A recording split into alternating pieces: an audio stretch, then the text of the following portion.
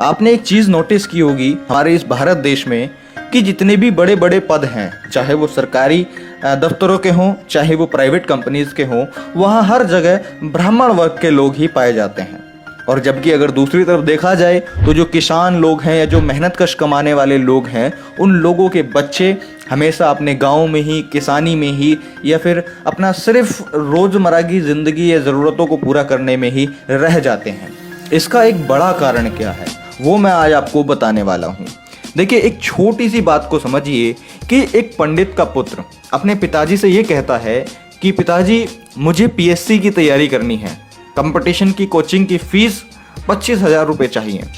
तो पंडित अपने बेटे से बोलता है कि मैं अभी गांव में 7 दिन की भागवत कथा का कथा वाचन कर रहा हूँ, 3 दिन बाद भागवत कथा पूर्ण होते ही 25,000 रुपये कमा ही लूँगा, फिर तुम आराम से कोचिंग की फीस जमा कर देना, अच्छे से पढ़ाई करके पीएससी की कंपटीशन को जीतना और अपना एक बड़ा अधिकारी बनना।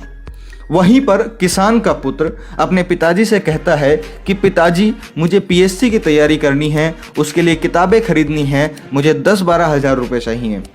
अब वहीं पर किसान अपने बेटे से बोलता है अभी तो गांव में भागवत कथा हो रही है, उसमें 7 दिन तक व्यस्त रहूंगा, पंडित जी ने मुझे भागवत कथा में यजमान बनाया है, हर एक यजमान को वहाँ 5,000 रुपये वहाँ देने पड़ेंगे। भागवत कथा वाचक और उनकी टीम की 7 दिन तक की भोजन की व्यवस्था की भी मेरी ही जिम्मेदारी है, तो मैं उनमें व्यस्त रहूँगा।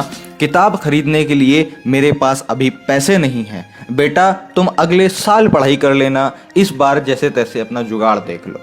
तो इससे आप सीधा सीधा संबंध ये समझ सकते हैं कि एक पंडित, एक पुजारी उसी काम को करके वहाँ पे उन गरीब मजदूर लोगों से पैसा लेता है, अपने बेटे को अधिकारी बनाने के लिए ऊंची ऊंची बड़ी बड़ी पढ़ाइयाँ कराता है, यहाँ तक कि विदेशों में भी भेजा जाता है। लेकिन हमारे देश के गरीब मध्यम वर्गीय किसान लोग जो कि अपने मेहनत से कमाई करते हैं, वो लोग अंधविश्वास और पाखंडवाद में फंसे होने के कारण उन लोगों को वो पैसा पढ़ाई में ना लगाने से ज़्यादा इम्पोर्टेंट वो समझते हैं कि हमें इन लोगों को देना चाहिए, हमें जो ये पूजा पाठ होती है या जो कथावाचक होती है ये ज़्यादा ज़रूरी है एज़ कम्पेयर टू स्टडी। उन लोगों का ये बिलीव है और ये बिलीव बनाया हुआ है इन्हीं ब्राह्मण लोगों ने उनके दिमाग में डर बैठा करके। डर किस चीज़ का? गरीबी का, मृत्यु का, दुख का। लेकिन एक वास्तविकता ये है कि गरीब, मृत्यु और दुख ये एक ऐसी चीज़ है, ये जीवन का हिस्सा है, हर इंसान की ज़िंदगी में आने ही आने हैं, चाहे आप कितना भी बड़ा कुछ कर रहे हों या आप कितने भी एक छोटे व्यक्ति हों। तो मैं बस आपसे अंत में यही कहना चाहूँगा कि अगर आप मध्यम वर्गीय हैं, गरीब हैं, किसान हैं या फिर मेहनत कश एक इंसान है जो कि अपनी मेहनत की कमाई से अपने परिवार का अपना पालन पोषण करते हैं, तो ऐसे अंधविश्वास और पाखंडवाद में घुसना छोड़ दीजिए।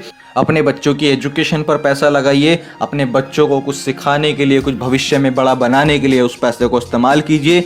इन पाखंडवाद और अंधविश्वास में पढ़ करके इन मुफ्तखोर ब्राह्मणों को पैसा देना बंद कीजिए, वरना ये लोग आप पे हमेशा अपना शिकंजा बना करके रखेंगे और आप लोग ज़िंदगी भर सदैव गुलाम ही रहेंगे। अगर इस गुलामी को तोड़ करके आगे बढ़ना है तो उसका सिर्फ एक ही सहारा है, वो है एजुकेशन, वो है शिक्षा, वो है नॉलेज।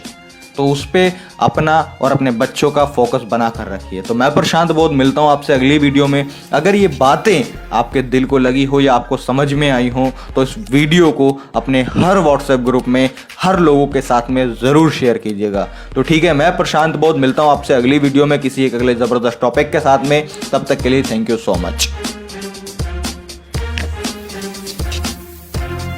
वीडियो के नीचे इस लाल बटन को दबाकर चैनल को सब्सक्राइब जरूर कर लें और इसके साथ में घंटी का बटन दबाकर ऑल पर जरूर क्लिक कर लें ताकि आने वाले टाइम की हर वीडियोस की नोटिफिकेशन आप तक जरूर पहुंच सके।